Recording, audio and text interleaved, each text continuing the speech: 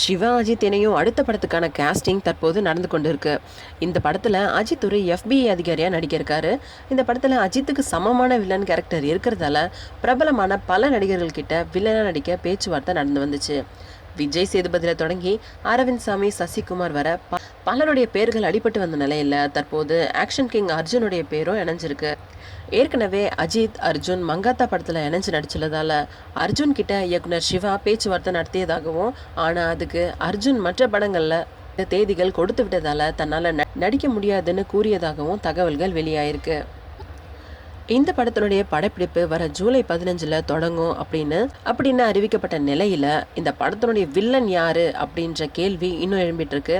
ஆனா அதுக்கான பதில் இன்னும் ஓரிரு நாட்கள்ல படக்குழுவினர் மூலமா தெரிய வரும்னு எதிர்பார்க்கப்படுது.